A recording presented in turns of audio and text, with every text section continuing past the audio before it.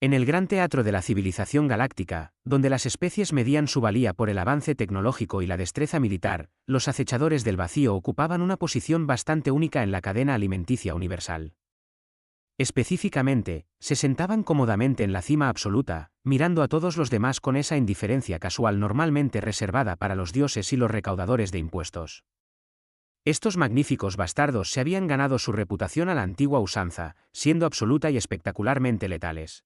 Con una altura de aproximadamente 12 toneladas cuando estaban completamente extendidos, con una piel que podía desviar ráfagas de plasma y garras capaces de desgarrar los cascos de las naves estelares, poseían todo el encanto de una pesadilla envuelta en escamas y malas intenciones.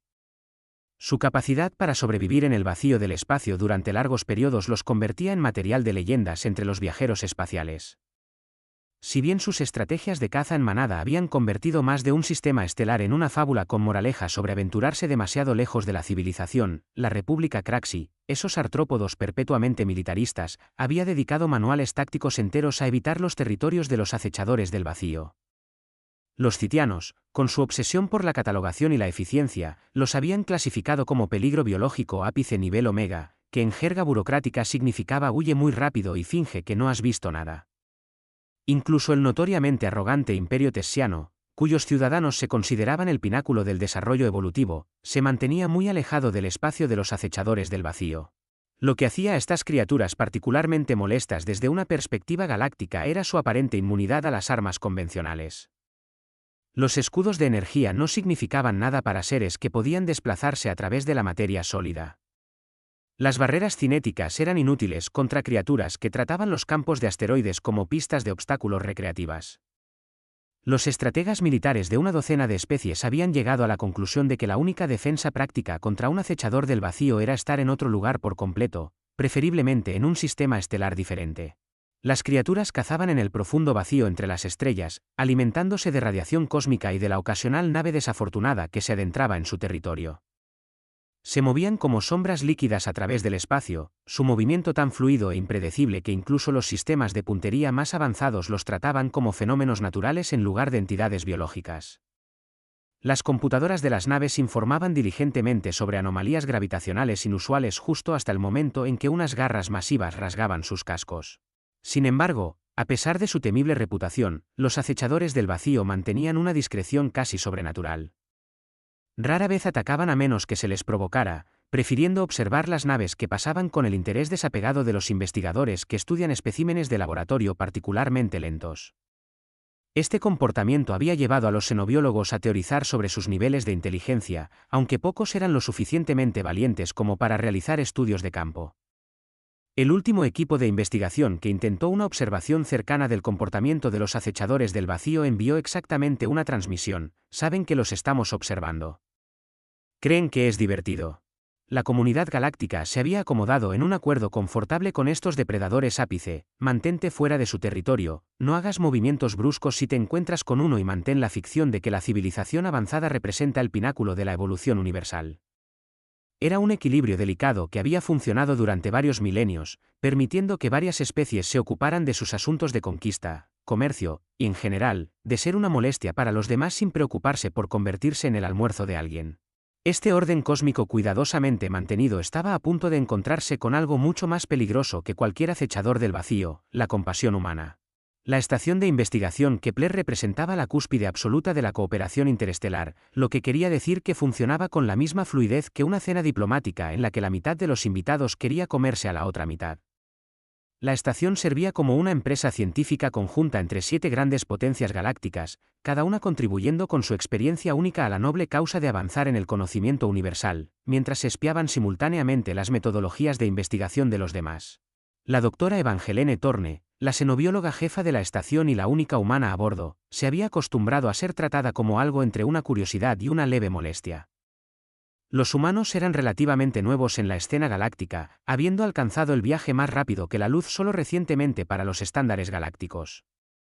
La mayoría de las especies establecidas los veían con la misma tolerancia condescendiente típicamente reservada para los niños precoces que insisten en jugar con juguetes peligrosos. La tripulación de la estación representaba una deliciosa muestra de los prejuicios y neurosis galácticos. El comandante Bexis, un Craxi con la personalidad de un archivador especialmente militante, dirigía la estación con precisión militar y toda la calidez de una supernova. El doctor Quintel, el coordinador de investigación citiano, abordaba cada problema con el entusiasmo metódico de alguien que realmente creía que el papeleo adecuado podría resolver la entropía universal. El agregado cultural tessiano, Morandis, pasaba la mayor parte de su tiempo redactando informes sobre los patrones de comportamiento primitivos pero divertidos de las especies menores. Completando este delicioso conjunto estaban los representantes de la hegemonía de intereses mineros consolidados, cuya contribución al avance científico consistía principalmente en preguntar si cada descubrimiento podía ser monetizado, y una delegación del colectivo de la armonía, cuya idea de investigación implicaba alcanzar un consenso entre múltiples matrices de personalidad sobre si los datos realmente existían. EB se encontraba sirviendo como traductora, no solo entre idiomas, sino entre formas fundamentalmente diferentes de ver el universo. Cuando los Craxi sugerían resolver un problema de investigación mediante explosiones controladas, ella lo traducía como recopilación agresiva de datos. Cuando los citianos proponían un proceso de verificación de 47 pasos para probar la temperatura del café, ella de alguna manera lo hacía sonar como un protocolo científico razonable. La estación en sí era una maravilla de la ingeniería de compromiso, diseñada por un comité para satisfacer todas las regulaciones de seguridad posibles de 7 especies diferentes. Esto resultó en una estructura que teóricamente podría sobrevivir al impacto directo de una luna pequeña, pero que al mismo tiempo era incapaz de mantener una gravedad artificial constante en los baños. Los sistemas de soporte vital habían sido diseñados para acomodar a los que respiraban oxígeno, a los que procesaban metano y a las especies fotosintéticas, creando una mezcla atmosférica que olía vagamente a una floristería construida dentro de una planta química. Las últimas semanas habían traído informes preocupantes de los territorios del borde exterior. Convoys de carga desaparecían, operaciones mineras eran abandonadas y los sensores de largo alcance detectaban lo que caritativamente podría describirse como actividad biológica inusual en varios sistemas supuestamente deshabitados. Las diversas especies tenían sus propias teorías sobre qué podría estar causando estas perturbaciones, la mayoría involucrando a sus enemigos tradicionales o a amenazas tecnológicas previamente desconocidas. EB sospechaba que la verdad era mucho más interesante y considerablemente más peligrosa de lo que nadie quería admitir. El patrón de desapariciones y la naturaleza de las lecturas de los sensores sugerían algo en lo que la mayoría de las potencias galácticas preferían no pensar: actividad de acechadores del vacío en regiones donde nunca antes habían sido observados. La alerta de emergencia que lo cambiaría todo comenzó como una baliza de socorro rutinaria de un buque mercante tessiano. Para cuando la red de comunicaciones de la estación había decodificado la señal y la había transmitido a la tripulación, la nave había quedado en silencio. Todo lo que quedaba era una firma de energía que se desvanecía y un campo de escombros que contenía notablemente pocas piezas reales de escombros, como si algo hubiera sido muy ordenado en su destrucción. El descubrimiento se produjo durante el monitoreo rutinario de EB de los sensores perimetrales de la estación, cuando lo que parecía ser un trozo de basura espacial inusualmente grande activó las alarmas de proximidad. El objeto se desplazaba a la deriva a unos 2 km de la bahía de atraque de estribor de la estación, dando tumbos lentamente a la manera de algo que había sido separado muy reciente y violentamente de donde se suponía que debía estar. Los barridos iniciales de los sensores revelaron lecturas que no tenían ningún sentido según la física convencional. El objeto se registraba simultáneamente como tejido biológico, aleación metálica, matriz cristalina y energía pura, lo cual era el tipo de contradicción que generalmente significaba o un mal funcionamiento del sensor, o la presencia de algo que la evolución había diseñado específicamente para romper instrumentos científicos. El comandante Bexis respondió a la anomalía con la característica eficiencia Craxi, elevando inmediatamente el nivel de amenaza de la estación a moderadamente preocupado, pero aún funcional, y enviando un dron de reconocimiento para investigar. El informe inicial del dron fue refrescantemente directo: gran entidad biológica, severamente dañada. Signos vitales mínimos pero persistentes. Clasificación de especie desconocida. Pero atención, esta cosa es muy, muy grande. La respuesta del Dr. Quintel fue comenzar a generar papeleo de inmediato. En cuestión de minutos, había producido formularios preliminares para el protocolo de adquisición de especímenes xenobiológicos, procedimientos de contacto con especies desconocidas y directrices de contención de entidades potencialmente peligrosas. Su entusiasmo por la documentación adecuada solo era igualado por su completa incapacidad para tomar decisiones sin consultar al menos a 3 comités y 2 juntas de supervisión. el agregado cultural tessiano echó un vistazo a las lecturas preliminares de los sensores y rápidamente declaró que la entidad era claramente una forma de vida primitiva sin interés particular para las civilizaciones avanzadas, antes de retirarse a sus aposentos para componer poesía sobre la superioridad inherente de las sensibilidades estéticas tessianas. El representante de los intereses mineros quería saber si la criatura podría ser cosechada por sus minerales raros. El colectivo de la armonía inició un debate interno entre sus diversas matrices de personalidad sobre si la existencia de la entidad constituía una amenaza para el equilibrio universal, con un consenso preliminar que sugería que llegarían a una conclusión en algún momento de los próximos siglos.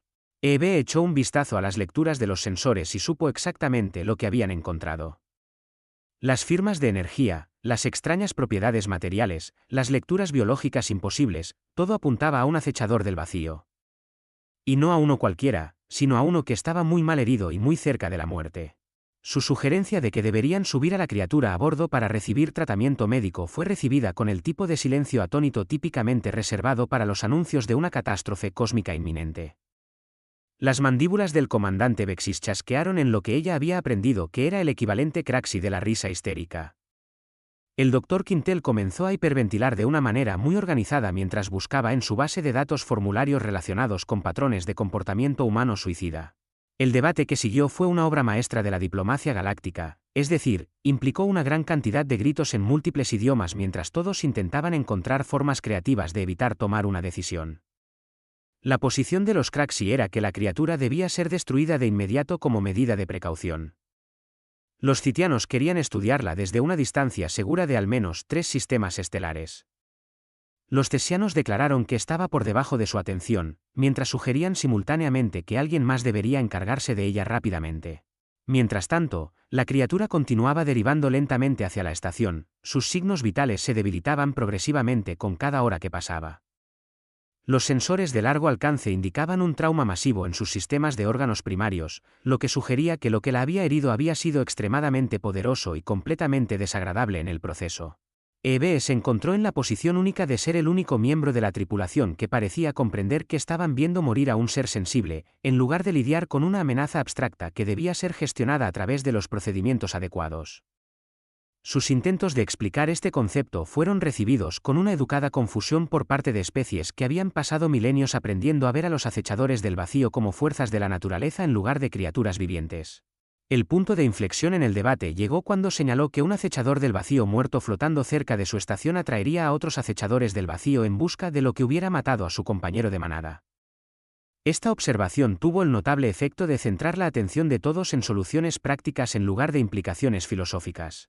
El choque cultural que estalló sobre cómo manejar al acechador del vacío herido reveló las diferencias fundamentales en cómo las diversas especies galácticas abordaban el concepto de vida silvestre peligrosa. La reacción de cada miembro de la tripulación fue tan perfectamente predecible que Eve se preguntó brevemente si alguien estaba realizando un experimento sobre estereotipos xenopsicológicos. La mentalidad militar Craxi trataba a la criatura como un combatiente enemigo cuya herida representaba una oportunidad táctica. El comandante Bexis propuso abordar la entidad, extraer muestras biológicas útiles y luego deshacerse de los restos en la estrella más cercana para evitar complicaciones. Su especie había evolucionado a partir de cazadores de colmena agresivos, y su solución a la mayoría de los problemas implicaba la aplicación de una fuerza abrumadora, seguida de celebraciones de victoria. El Dr. Quintel abordó la situación con la minuciosidad citiana, lo que significaba generar una extensa documentación sobre por qué no podían tomar ninguna medida sin la autorización adecuada de 17 organismos reguladores diferentes. Su especie había elevado la burocracia a una forma de arte, creyendo que un papeleo suficientemente detallado podría prevenir cualquier problema concebible. El hecho de que la criatura estaría muerta mucho antes de que se pudieran procesar los permisos necesarios era simplemente una consecuencia desafortunada del procedimiento adecuado. La perspectiva tessiana fue quizás la más exasperante, combinando arrogancia con ignorancia deliberada de una manera que solo las civilizaciones verdaderamente avanzadas podían lograr. Morandis insistió en que el sufrimiento de la criatura era irrelevante porque carecía de la sofisticación cultural para apreciar el arte, la música o el ajedrez tridimensional. Su especie se había convencido de que la conciencia sin apreciación estética era simplemente una programación biológica elaborada. El representante de los intereses mineros quería saber si los órganos de la criatura podrían ser cosechados para su uso en aplicaciones industriales. Habían recibido informes de que los biomateriales de los acechadores del vacío podrían procesarse para obtener un blindaje de casco que era a la vez ligero y casi indestructible, lo que haría que la criatura fuera considerablemente más valiosa muerta que viva. El colectivo de la armonía estaba inmerso en un debate filosófico interno sobre si ayudar a la criatura constituiría una interferencia con los procesos galácticos naturales. La mitad de sus matrices de personalidad argumentaba que toda vida merecía ser preservada, mientras que la otra mitad sostenía que los depredadores ápice cumplían una función ecológica importante al eliminar a las especies más débiles. Su discusión ya había generado 47 marcos éticos diferentes y no mostraba signos de llegar a una resolución. Eve escuchó estas diversas posturas con el tipo de paciencia típicamente reservada para explicar la física básica a niños particularmente lentos. Cada especie estaba abordando el problema a través de la lente de su propia historia evolutiva y sesgos culturales, pasando por alto por completo la solución obvia que les estaba mirando en sus diversos tipos de rostros.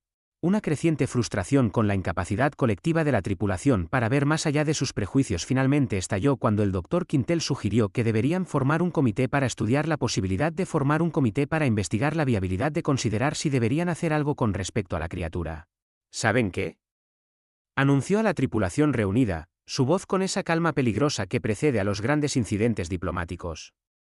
Mientras todos ustedes están ocupados siendo muy sofisticados y evolucionados, esa cosa ahí fuera se está desangrando hasta morir. Así que, aquí hay una idea radical. ¿Qué tal si intentamos no ser unos completos bastardos durante 5 minutos y vemos qué pasa? La sugerencia de que debían aplicar principios médicos básicos a una forma de vida herida fue tratada como si hubiera propuesto reescribir las leyes fundamentales de la física. El comandante Bexis señaló que los acechadores del vacío estaban clasificados como peligros biológicos ápice. El Dr. Quintel notó que carecían de protocolos médicos adecuados para tratar especies desconocidas. Morandis observó que las primitivas respuestas emocionales humanas estaban nublando su juicio científico.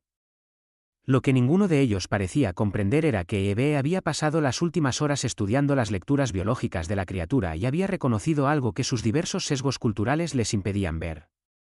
El acechador del vacío no solo estaba herido. Estaba tratando de comunicarse. Los patrones de energía que emitía no eran funciones biológicas aleatorias, sino señales estructuradas que seguían progresiones matemáticas.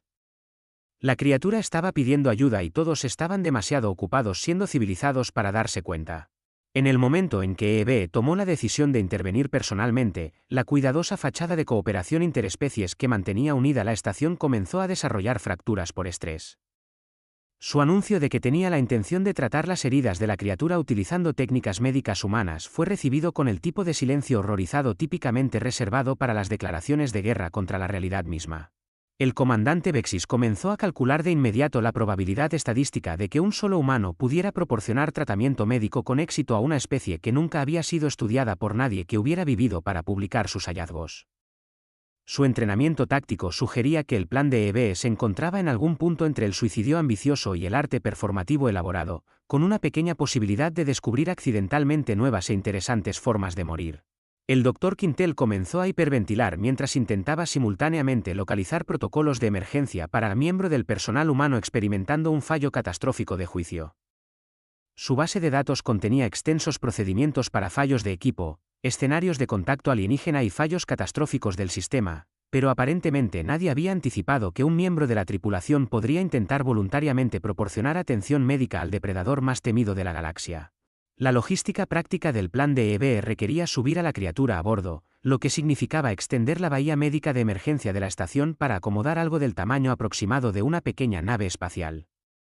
Los desafíos de ingeniería por sí solos eran asombrosos, requiriendo modificaciones en los controles atmosféricos, generadores de gravedad y soportes estructurales que llevarían varias horas implementar.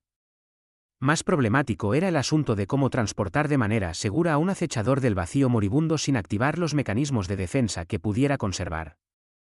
La reputación de violencia de la criatura solo era igualada por su imprevisibilidad, e incluso los especímenes heridos eran conocidos por reaccionar mal al ser manejados por entidades desconocidas. La solución de Eve fue característicamente humana en su combinación de ingeniería práctica y total desprecio por los protocolos de seguridad establecidos. Ella pilotaría personalmente una cápsula de mantenimiento hasta la ubicación de la criatura, establecería contacto directo para evaluar su condición y luego la guiaría a la bahía de atraque modificada de la estación, usando cualquier combinación de tecnología e improvisación que pareciera apropiada. La reacción de la tripulación a este plan varió desde la preocupación profesional hasta el horror absoluto. El comandante Bexis señaló que las cápsulas de mantenimiento estaban diseñadas para la reparación de equipos, no para operaciones de rescate xenobiológico. El Dr. Quintel notó que el contacto directo con especies desconocidas violaba aproximadamente 47 regulaciones de seguridad diferentes. Morandis observó que los humanos parecían abordar la resolución de problemas con un entusiasmo imprudente que bordeaba el comportamiento territorial primitivo. Ninguna de estas objeciones disuadió a EB, quien había pasado suficiente tiempo a bordo de la estación para reconocer que esperar la autorización adecuada resultaría en ver morir a un ser sensible. Mientras sus colegas debatían el papeleo apropiado, ella comenzó a preparar la cápsula de mantenimiento con suministros médicos, equipo de soporte vital de emergencia y su abrigo de invierno personal, lo que a todos les pareció una adición particularmente extraña a un equipo de rescate. El abrigo en cuestión era una prenda de vestir humana completamente ordinaria, hecha de materiales sintéticos diseñados para retener el calor corporal en ambientes fríos. Había acompañado a EB en cada misión durante los últimos 3 años, sirviendo tanto como equipo práctico como de consuelo psicológico en el ambiente estéril de las instalaciones de investigación del espacio profundo. Su decisión de llevar el abrigo se basó en una simple observación que aparentemente se les había escapado a sus colegas más avanzados: las lecturas biológicas del acechador del vacío indicaban una hipotermia severa. A pesar de su reputación de sobrevivir en el vacío del espacio, la criatura estaba perdiendo temperatura corporal central a un ritmo que sugería que sus mecanismos de calefacción interna habían sido dañados junto con todo lo demás. El plan era la simplicidad misma. Se acercaría a la criatura lentamente, establecería comunicación a través de progresiones matemáticas básicas, evaluaría sus heridas utilizando técnicas médicas humanas adaptadas para una fisiología desconocida y luego proporcionaría cualquier cuidado inmediato posible mientras la guiaba a la estación para un tratamiento más completo. ¿Qué podría salir mal con ese enfoque?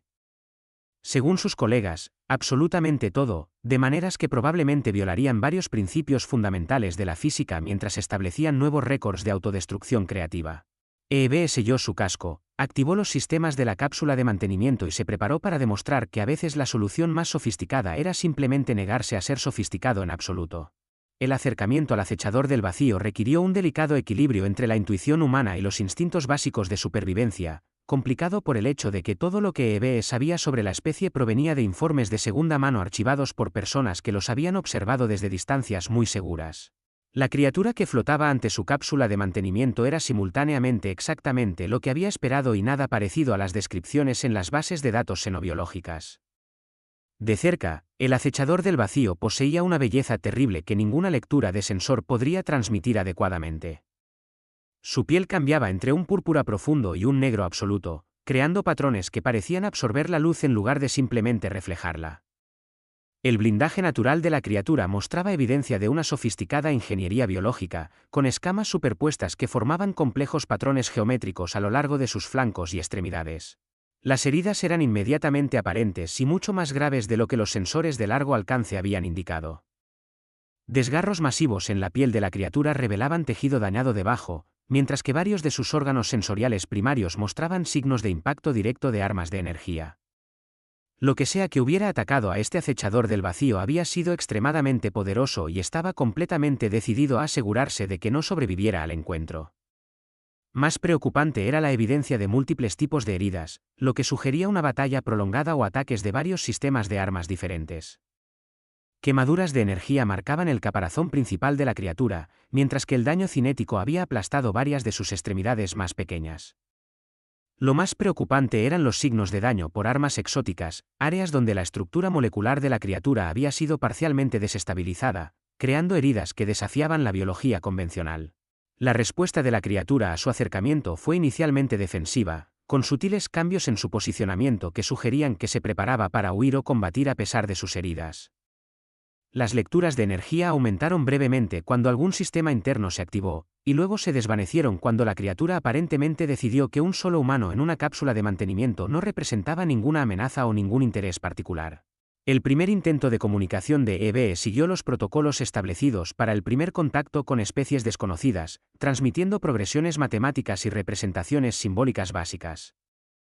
La respuesta de la criatura fue inmediata y sorprendentemente sofisticada, no solo un acuse de recibo, sino conceptos matemáticos complejos que demostraban una comprensión de la física avanzada y la geometría multidimensional.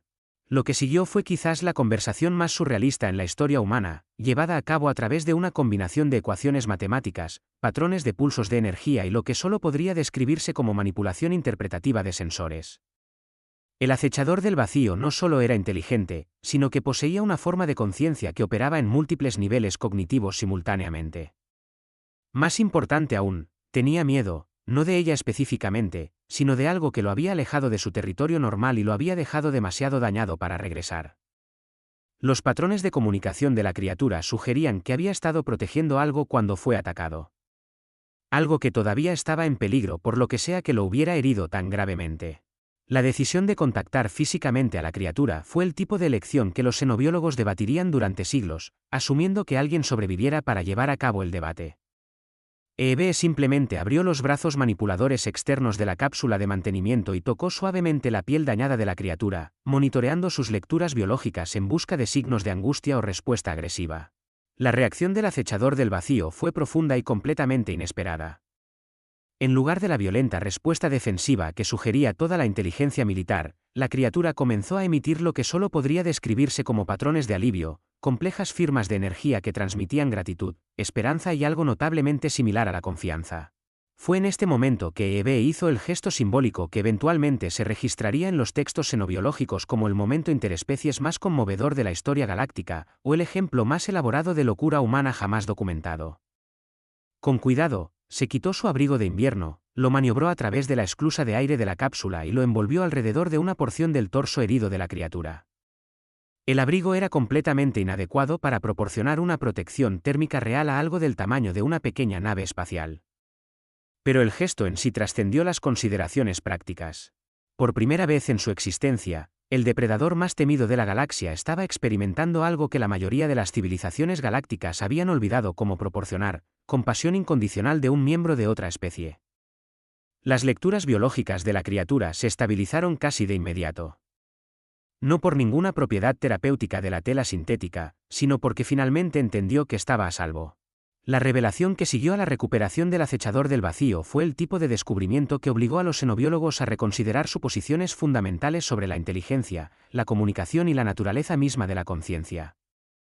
A medida que la fuerza de la criatura regresaba y sus mecanismos de curación naturales comenzaban a reparar lo peor de sus heridas, se hizo cada vez más claro que la comunidad galáctica había estado operando bajo un malentendido masivo sobre estos supuestos depredadores sin mente durante varios milenios. El acechador del vacío, cuyo nombre se traducía aproximadamente como cantor de las corrientes profundas en un lenguaje que existía principalmente como ecuaciones matemáticas, no solo era inteligente, sino que representaba una forma de conciencia que operaba a escalas que la mayoría de las especies ni siquiera podían conceptualizar. Su gente no eran depredadores en ningún sentido convencional, sino más bien jardineros cósmicos que mantenían el equilibrio del flujo de energía entre los sistemas estelares. Lo que la comunidad galáctica había interpretado como comportamiento de caza era en realidad una sofisticada gestión ambiental. Los acechadores del vacío monitoreaban la salud del espacio interestelar, identificando y corrigiendo desequilibrios que podrían llevar a devastadoras fallas en cascada a través de múltiples sistemas. Sus aparentes ataques a naves espaciales eran en realidad operaciones de rescate, intentando evitar que las naves entraran en regiones donde el espacio mismo era inestable.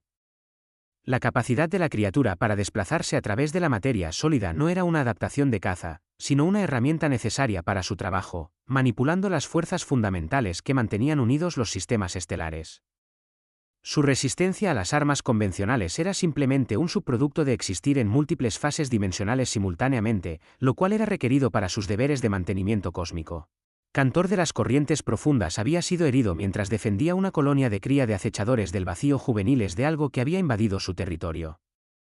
Los atacantes no eran ninguna especie galáctica conocida, sino algo del profundo vacío que había comenzado a destruir sistemáticamente la infraestructura cósmica que los acechadores del vacío mantenían. Las implicaciones eran asombrosas. Durante milenios, la civilización galáctica había estado viajando a través de un espacio que era activamente mantenido y protegido por seres que temían y evitaban. Los acechadores del vacío habían estado previniendo silenciosamente desastres cósmicos que habrían dejado inhabitables regiones enteras del espacio, sin recibir nada más que hostilidad y evasión a cambio.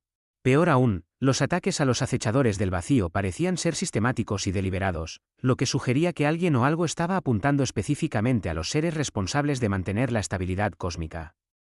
Sin su intervención, los flujos de energía cuidadosamente equilibrados entre los sistemas estelares comenzarían a deteriorarse, lo que llevaría a anomalías gravitacionales, distorsiones temporales y, finalmente, al colapso de vecindarios estelares enteros.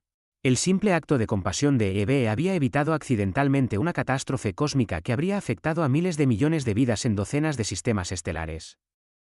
Al salvar a un solo acechador del vacío herido, había preservado el conocimiento y las capacidades necesarias para abordar una amenaza que nadie más sabía que existía. La gratitud de la criatura se expresó a través de complejos patrones de energía que de alguna manera transmitían conceptos para los cuales la mayoría de los idiomas no tenían palabras.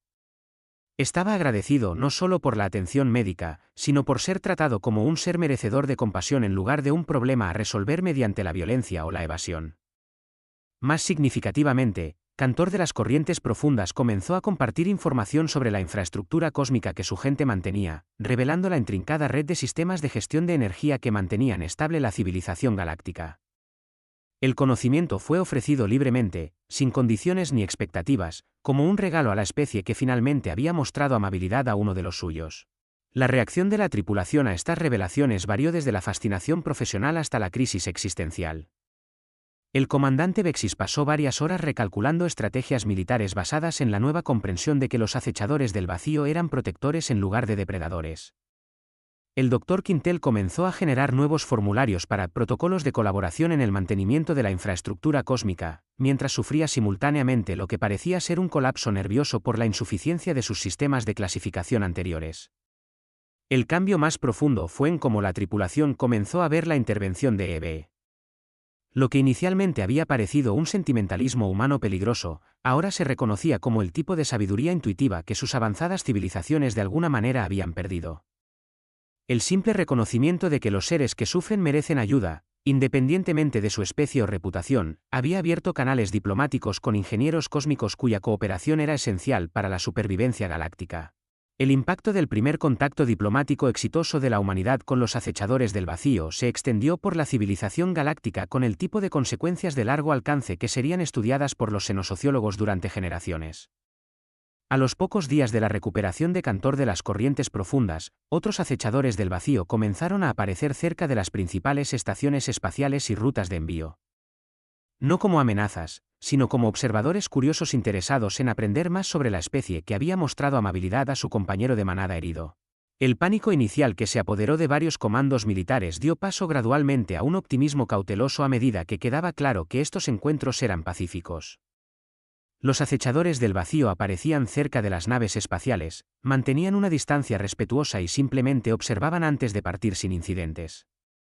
Varias naves informaron lo que parecían ser asistencias de navegación cuando sus sensores detectaron anomalías espaciales peligrosas que no deberían haber sido visibles para sus equipos de detección. La revelación de que los acechadores del vacío habían estado protegiendo en secreto el transporte galáctico durante milenios forzó una reevaluación completa de los protocolos de seguridad interestelar. Regiones del espacio que se habían considerado misteriosamente seguras a pesar de la inestabilidad teórica, se reveló que eran mantenidas activamente por ingenieros cósmicos que no recibían ningún reconocimiento o gratitud por sus esfuerzos. Más importante aún, la amenaza que había herido a Cantor de las Corrientes Profundas seguía activa y se hacía más fuerte. Las entidades del profundo vacío estaban desmantelando sistemáticamente la infraestructura cósmica que mantenía estables los sistemas estelares, aparentemente con el objetivo de crear una falla en cascada que dejaría inhabitables vastas regiones del espacio. La respuesta requería una cooperación sin precedentes entre especies que habían pasado siglos mirándose con sospecha y desprecio. La experiencia militar Craxi, las habilidades organizativas citianas, el avance tecnológico tesiano y la resolución intuitiva de problemas humana eran todos esenciales para desarrollar contramedidas efectivas contra un enemigo que existía parcialmente fuera del espacio-tiempo convencional. EB se encontró sirviendo como una embajadora no oficial entre la humanidad y los acechadores del vacío, un papel que implicaba traducir conceptos entre formas de conciencia radicalmente diferentes. Las criaturas se comunicaban a través de poesía matemática que transmitía conceptos emocionales y filosóficos a través de elegantes ecuaciones, mientras que los humanos dependían de metáforas emocionales y referencias culturales que requerían una extensa explicación. La colaboración que se desarrolló fue diferente a todo lo visto en la historia galáctica. Los acechadores del vacío compartieron su comprensión de la gestión de la infraestructura cósmica, mientras que las diversas especies galácticas contribuyeron con su experiencia en diferentes aspectos del problema. El resultado fue una estrategia de defensa que combinaba la ingeniería cósmica con tácticas militares convencionales, creando sistemas de protección que operaban a escalas que iban desde lo planetario hasta lo galáctico. Lo que a Eve le pareció particularmente divertido fue cómo sus colegas habían olvidado por completo su horror inicial ante su decisión de ayudar a un depredador herido. El comandante Bexis ahora hablaba de la compasión estratégica como si fuera un concepto militar avanzado que él había desarrollado. El Dr. Quintel había generado una extensa documentación que demostraba que ayudar a Cantor de las corrientes profundas había sido la respuesta obviamente correcta según los protocolos xenobiológicos adecuados. La transformación más satisfactoria fue la de Morandis, cuyo complejo de superioridad tesiano se había desmoronado por completo cuando se dio cuenta de que los depredadores más temidos de la galaxia eran en realidad artistas sofisticados que pintaban con campos gravitacionales y componían sinfonías con radiación estelar. Su poesía reciente había pasado de celebrar los logros culturales tesianos a explorar temas de humildad y la interconexión de toda conciencia. Incluso los materialistas prácticos de los intereses mineros habían descubierto que la cooperación con los acechadores del vacío abría el acceso a recursos cósmicos que la tecnología convencional no podía detectar ni cosechar. Las criaturas estaban dispuestas a compartir conocimientos sobre técnicas de extracción de energía que eran a la vez más eficientes y menos destructivas para el medio ambiente que los métodos industriales actuales. El éxito de la cooperación interespecies había impulsado discusiones sobre el establecimiento de relaciones diplomáticas permanentes con los acechadores del vacío, la creación de iniciativas de investigación conjuntas y el desarrollo de nuevos marcos para el mantenimiento de la infraestructura cósmica que involucraran a todas las civilizaciones galácticas, en lugar de dejar la responsabilidad a una sola especie. 6 meses después, mientras Eve revisaba los informes de la exitosa defensa contra las entidades del vacío, reflexionó sobre la ironía cósmica de que un simple acto de bondad había evitado una catástrofe galáctica. El abrigo de invierno que había servido como el primer regalo diplomático de la humanidad a los acechadores del vacío, ahora colgaba en el espacio personal de Cantor de las corrientes profundas, cuidadosamente preservado como un símbolo del momento en que los depredadores más temidos de la galaxia aprendieron que no todas las especies civilizadas habían olvidado cómo mostrar compasión. El universo, resultó, tenía un delicioso sentido del humor sobre todo el asunto. Las civilizaciones tecnológicamente más avanzadas de la historia galáctica casi habían permitido que la infraestructura cósmica colapsara porque eran demasiado sofisticadas para ayudar a un animal herido. Tuvo que ser una especie relativamente primitiva, una que todavía medía el progreso por la capacidad de cuidar a criaturas diferentes a ellas mismas, la que reconociera que el sufrimiento trascendía las fronteras de las especies. La ironía era particularmente rica al considerar que cada gran potencia galáctica tenía extensos marcos filosóficos sobre la interconexión de toda la vida, la importancia de la cooperación universal y las obligaciones morales de las civilizaciones avanzadas. Sin embargo, cuando se enfrentaron a una oportunidad real de demostrar estos principios, todos se habían refugiado en procedimientos burocráticos y prejuicios culturales. Los humanos, que todavía eran considerados recién llegados a la civilización galáctica, habían tenido éxito donde milenios de evolución avanzada habían fracasado, simplemente por mantener la noción aparentemente radical de que ayudar a los seres heridos era más importante que seguir los protocolos adecuados. La especie más primitiva de la galaxia le había enseñado a sus civilizaciones más sofisticadas una lección sobre las aplicaciones prácticas de la compasión. La transformación en las relaciones interespecies había sido profunda y permanente. La exitosa colaboración contra las entidades del vacío había creado nuevos marcos de cooperación que se extendían mucho más allá de la gestión de crisis. Las iniciativas de investigación conjuntas estaban explorando todo, desde la ingeniería cósmica hasta los estudios de la conciencia, mientras que los programas de intercambio cultural ayudaban a diferentes especies a comprender perspectivas que habían sido ajenas durante milenios. Más importante aún, el descubrimiento de que los acechadores del vacío eran ingenieros de mantenimiento cósmico en lugar de depredadores sin mente había obligado a cada especie a reconsiderar sus suposiciones sobre otras formas de vida peligrosas. Varias regiones del espacio previamente evitadas ahora se sabía que albergaban civilizaciones sofisticadas que habían sido clasificadas como hostiles simplemente porque eran malinterpretadas. El abrigo en sí se había convertido en una especie de símbolo galáctico, representando el poder de los simples gestos humanos para salvar diferencias aparentemente imposibles entre especies.